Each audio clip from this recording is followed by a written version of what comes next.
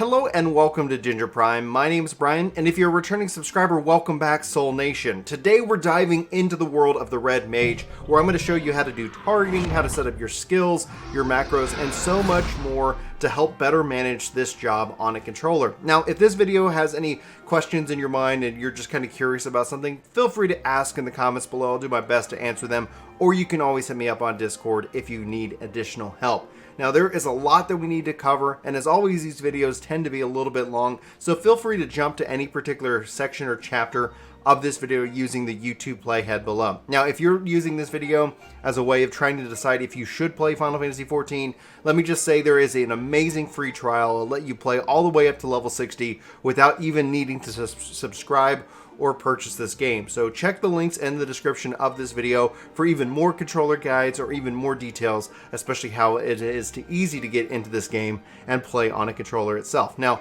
without further ado, let's go ahead and talk about how you set up your controller, all the different settings. Then we're going to show my layout and more. So feel free again to jump to any particular section, and I hope you hit subscribe on the channel if you feel like I earn it with this video. And if you do hit subscribe, let me know so we can go ahead and welcome you officially to the Soul Nation. Anyway, this intro has been long enough. Let's have some fun. So if you're new and you've never played Final Fantasy XIV with the controller, you can easily jump into it by going to System and then Character Configuration, and you can always toggle your mode between gamepad and even keyboard and mouse. Now, the nice thing is that even while you're in keyboard and mouse mode, your gamepad still functions. So you can actually kind of have the best of both worlds with this game if you so choose. I'm going to kind of highlight movement types real quick because you can see here with Legacy Camera Type, I'm able to freely roam around wherever I'm moving the controller, whatever direction. It's kind of that three-dimensional space. But if you switch to camera base, if I press back on the stick, you're going to see that I walk backwards and forwards. So you have a lot of flexibility when it comes to your movement style and your preference. So feel free to kind of play around with this to see what ultimately works out best for you. Now, I'm going to jump over here into the filter section because this is really important when you're playing the game, especially as you're trying to target enemies. The Red Mage is a damage class, a DPS class, so you want to make sure that you're obviously being able to target enemies as needed. Now, the game also features a sheathed versus unsheathed mode, so you can see here when my weapon is put away, I can target non-party player characters, alliance members, pet enemies, and etc. I've turned off party members because using up and down on the D-pad will cycle between your different people in your party. So when I use left and right for targeting, I don't want to select a party member because I can already do that via up and down. And when my enemies are out, when my weapon is drawn, I just have it focusing in on enemies. Now, there's predefined filters that you can see here, and you can kind of play around with how it plays out. So you can do that, or you can kind of pick and choose your own custom ones. So you can see here enemies or when my weapon's out. I'm going to display that here for you in a second. Under further customization, holding left bumper or L1 and pressing any of the face buttons, in this case I'm using an Xbox controller, but you can easily just translate this to PlayStation within your character configuration. You can see here I've got all enemies, friends, and custom. So holding down that L1, that L bumper, and a face button will switch your target filter. So if I go ahead and just look at what I've got here to target around the house, pressing left and right on the D-pad will cycle through anything and everything that can be targeted that I've allowed to through my filter. Now, if I draw out my weapon and pressing left and right, it's only going to target things that could be potential enemies. So that's a real easy, clear way that you can do this. Furthermore, if you're holding down left and right bumper, which will get you into your skills, and again, we'll go over that layout here in a minute, pressing the left bumper or right bumper will allow me to target enemies as well. So I can still remain targeted, continue to hit an attack, and then switch targets and hit them with another attack as well. So then I've got that functional and that working for me. You can also target and switch between enemy targets by holding down L bumper or L1 and pressing up and down on the D-pad to cycle through your enemy list, which you can't really clearly see here on screen. So let me go ahead and drag that UI element in here so you guys can see a little bit more clearly, and I'll go ahead and size it up a little bit as well. So go ahead and save that. So with that, you can see here L bumper, I can now see that soft targeting, that light circle, by easily targeting that way, as well as holding down either L or R and pressing the right bumper and the left bumper accordingly. So you have a lot of flexibility, a lot of power with that as well. All right.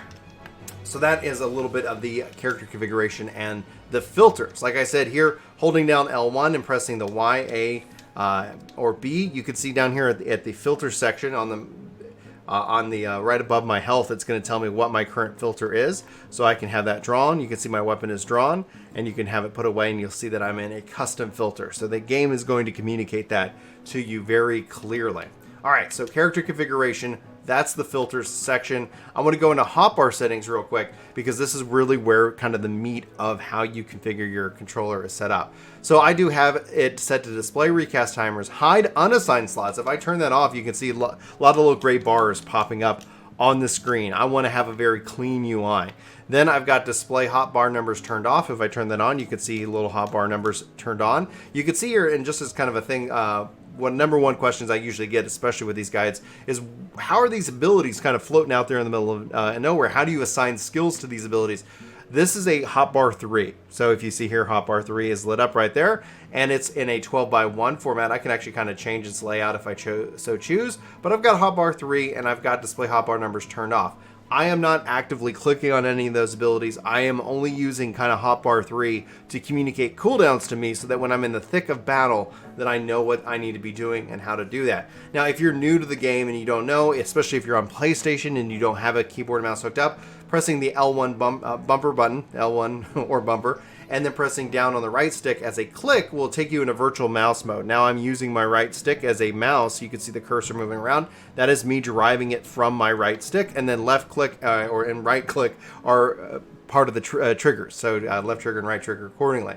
Pressing L1 and down on the stick will turn back into the camera mode for the right stick as well. So you can go and find your abilities and skills, and then you can click and drag those onto any kind of floating hotbar out there for you to kind of have that set up specifically. So just note that that is how that ends up functioning and playing out. So that's kind of where I want to kind of put, you can look at these other settings, you can kind of play around with what ultimately feels the best to your heart's content, but I'm going to focus in on sharing, cross, and custom before we get into my skill layout. Under sharing, I've got 8, 9, and 10 set to shared, and I've got 7 and 8 for my cross hotbar set to shared. For the cross hotbar itself, you can hold down R1 or R bumper and cycle between up to 8 different hotbars for different skills. Now, if I press the right bumper, I'm going to go and cycle through a couple of different things, and we'll show you how to do that within the filter section under custom. But 7 and 8, in this case, if I go over to 7 and 8, these are shared. So my repair, my different emotes, if I want to have essentially my mounts and minions, all that's set to my shared because any job that I have is going to have that same layout. I'm not going to have to sit here and worry about it at any point going forward. Then everything else that's not checked is job specific. This also applies to your class. So if you have a job that was a class and then became a job, well, you have those are going to be separate skills and things like that that you'll have to worry about laying out themselves. Now, you can kind of play with this however your heart's content, but I recommend having some shared and as well as some that are obviously job specific, so you don't have to redo the whole thing after that. Now, under the cross hotbar settings, I've got always display cross hotbar. You can actually turn that off and get that very clean, so it's only going to pop in when you're using it. That's going to be up to you if you want that. I have a use pet hotbar, use mount hotbar, enable control cycle, and more. Now, you're going to want to have it in a hold mode, but if you're having some accessibility issues, feel free to try toggle and mixed. You are going to lose abilities like the expanded cross hotbar by holding L3 and RT, and RT and LT, and we'll cover that in a second. But just note that if it just makes it a little bit more comfortable, you can do that. Toggle means you press the button and it's constantly like acting like it's held. So there you go. And then I also have display W cross hotbar and return to cross hotbar after W cross hotbar input. What that ultimately looks like, if I was going to use this as a cooldown, you can see here now I'm right back into my main hotbar without having to do anything fancy. So these act as one-off little cooldown buttons, and then everything else, the main rotation ends up being a part of my left trigger and right trigger accordingly. Under custom, I have enable expanded controls with left trigger and right trigger and left trigger. This is called the expanded cross hotbar, and you can see here left and right is equal to 2 left, which is going to be job specific, and then Tigger is going to be like 7 right, which is shared. So this is where you see mounts, sprint, limit break, things like that, a couple of targeting macros that I've got set up, and more. Then enable W cross hotbar with simultaneous left trigger and right trigger double tap. It's set to directional buttons in this case, so I have a couple of different things that I want to use, and that's set to 3 left and 3 right. You cannot drag and drop and interact with 3 left and 3 right here on your hotbar. Note that the only interactions will have to come from whatever hotbar you have it linked, and since I use 3, you'll have to engage with hotbar set 3 to make changes to these 2 hotbars. So just note that if you get kind of caught and you're like, hey, I'm trying to drag and drop, like, it will not let you. That's just like a minor window into the overall setting that you have going for you. All right, so back into character configuration. And then finally, I have enable customization when weapon is sheathed and when my weapon is drawn. Just like with my filters, when I have my weapon away, our bumper will cycle all the way to 1, 7, and 8. It will skip 2 through 6. And then when my weapon is drawn, it will only stay on 1. So to kind of highlight that again, right bumper, you can see I'm targeting shifting, pulling out the weapon.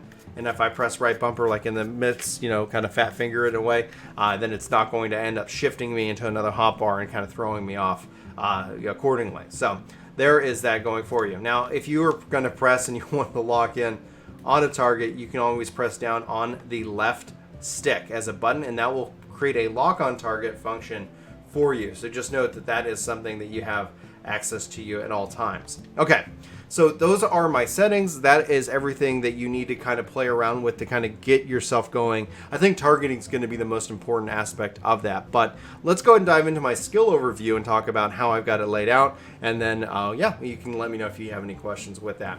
On hotbar 3, just communicating cooldowns, I've got Embolden. This is going to be that damage up boost. It's got a 120-second recast, very valuable. You're going to want to make sure you're using this at every opportunity. I have Acceleration, and I have a Magnification. These are kind of my big 3 cooldowns. Red Mage has got a lot of cooldowns that you're going to want to be using at any given time, and they happen very, very quickly, so you can kind of maximize your damage that way. Then I have Repost, and Redoublement, and forgive me for mispronunciation on things like that. It is just something fun that unfortunately I deal with.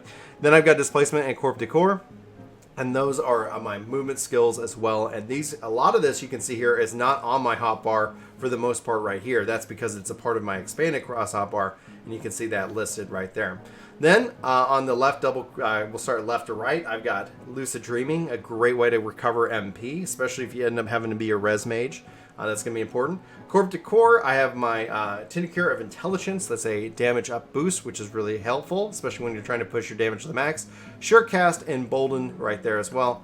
Then on the left side, I've got Swiftcast, Verraise, Vercure, Fletche, Contra 6. Then I've got Aereo 2, Thunder 2, and Impact. And the reason why you see a lot of this is very themed to all my jobs. A lot of AoE on the left-hand side, a lot of single target on the right-hand side, even though I still want to make sure that I use Contra 6 as much as possible, even if I'm in a single target. It's a free, well, not necessarily free, but it's a insta-cast off the global cooldown 35-second recast, so you're going to have a lot of this action going on. Then here I've got Acceleration, Contra 6, Verfire, and Verstone, which mirror Verarrow and Verthunder over here, so you can think Black Magic on the top, White Magic on the right. Then I've got Jolt 2, and this is just obviously Jolt, but upgraded as you hit level 80, Fletche. And so as a part of my rotation, I have a lot of easy access here. And then I can pop up into here to do an easy swift cast to fire off either a Verfire or Verstone, or Embolden or Magnification, depending on what's needed, as well as another Tincture, and then a couple of things like potions and stuff like that if I'm doing more solo style content.